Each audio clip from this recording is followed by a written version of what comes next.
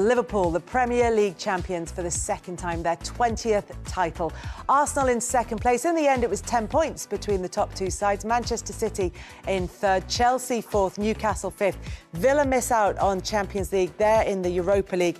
Nottingham Forest in the conference place. There could potentially, depending on what happens with Chelsea, be places further down, but we'll talk about that when we come to it.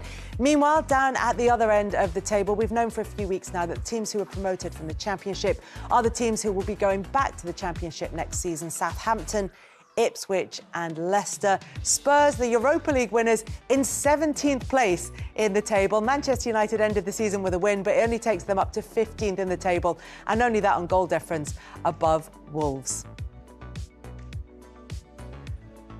We'll reflect on most of the big stories around the league season, but we're going to start by what was a dramatic final day in terms of the Champions League places. Michael Owen is here, Darren Lewis is here.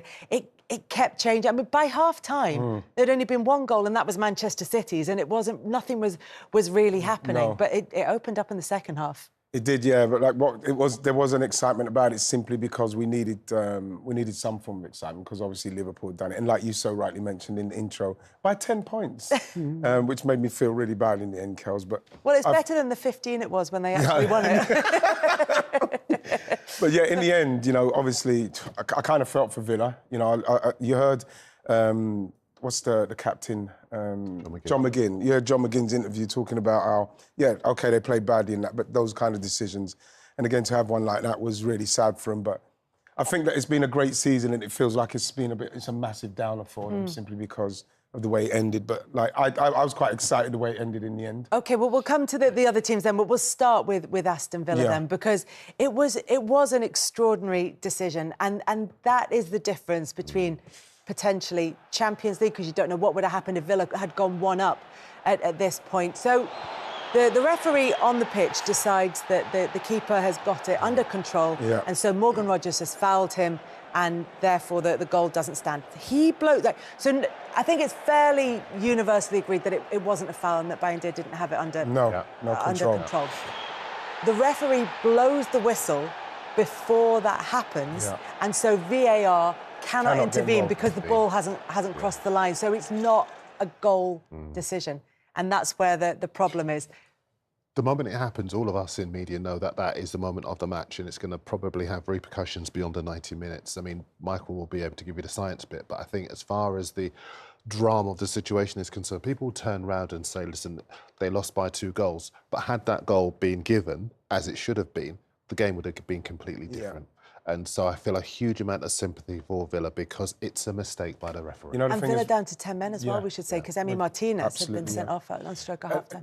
You do feel like people are talking about the the experience of the referee. Should they have had a more experienced referee? I'm not sure that should have been the case. I think that referee, with the rules, knowing that, I can let this run, and if it's a foul, then I'll give the foul, but let VAR do its job. That was the big disappointment. And like you rightly say, Darren, for Villa, John McGinn talking about how poorly they played, but that kind of gives you a foothold back in it, Kels, and you might be able to kick on there. So it's a massive, massive mistake, that was. And Villa have made a complaint, Michael. They've made a complaint. I mean, it's not going to go anywhere, is it? I mean, but actually, I think they've said that. They've sort of acknowledged that. They've intimated that. Which is wrong as well in itself. It is. They've been wronged. They have. But it's a bad decision, and they won't be the first, and they're not the first, and they won't be the last to have been on the end of a bad refereeing decision. And it's important to state that and to emphasise that it's a refereeing decision. It's nothing to do with VAR. So, of course, what we've got in football nowadays is the assistant referees, i.e. the linesmen, they're now well adverse to keeping their flag down and letting a situation play out. They've copped on. They're fine with it. They've been doing that for a period of time. Referees are supposed to be doing the same thing in that situation. So for the referee to not give it literally 1 or 2 seconds extra and just let it play out.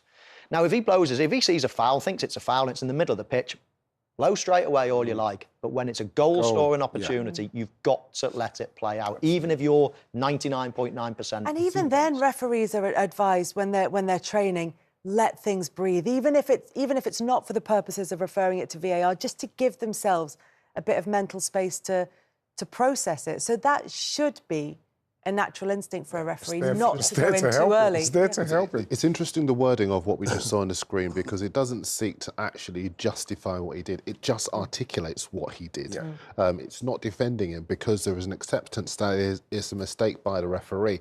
And the irony is that all season long, I know I've been privately frustrated at the number of times players are allowed to go on when players are clearly offside. Yeah, and the Taiwo Munyi situation is an example of that. So here's an example where there isn't a foul committed, there isn't anyone whose safety has been endangered. Surely there is an opportunity for, as Mike was saying, just to let play go, let the game breathe, and then make a decision. You know, the thing is, Kelsey, with the PGMO is the fact that there's no accountability in respects of that, like you rightly say, Darren, that is a massive mistake. As well, Michael saying that. Why can't they just come out and say that instead of putting it in such an eloquent way that it twists your mind, you know, with what they're saying? Well, I think, to be fair, in that statement, they have just described what happens, which is the on-field referee made a decision, probably made it a bit too quickly, and so VAR couldn't intervene. But your frustrations, I get, are across the whole of the season. Although, wasn't this the season you weren't going to talk about VAR? Yeah, but like, VAR will rear its head because, unfortunately... and this isn't, to be clear, as Michael pointed out, this isn't a VAR decision. This is because it didn't go to VAR. So fans, people who aren't fans of VAR... They want it. Are the ones who are saying, because in that situation... We can accept human error, but in this case, they're going, no, but actually, that was human error and we don't like it. In this situation, we needed VAR.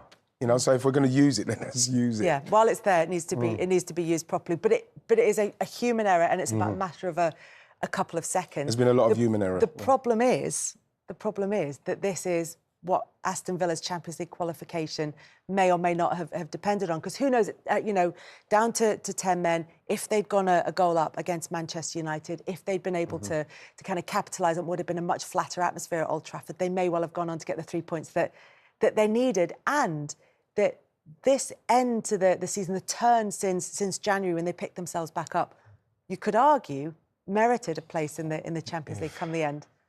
17 minutes to go, 1-0 Aston Villa against a Manchester United team that have got nothing to play for. I think it's safe to say that we would be sat here, if everything was equal, we'd be sat here with Aston Villa in the Champions League and Newcastle not. That's the bottom line. And the repercussions of that are huge. I mean, financially, both of those teams are flying close to the wind in terms of their financial fair play stuff. They've had to sell players that probably didn't want to sell in recent times. So that windfall of money could be crucial. Champions League football attracting players, the players that are allowed to buy, of course, then the experience for the current players of playing in the Champions League and what that then could propel them to in the future, etc. It is massive, monumental.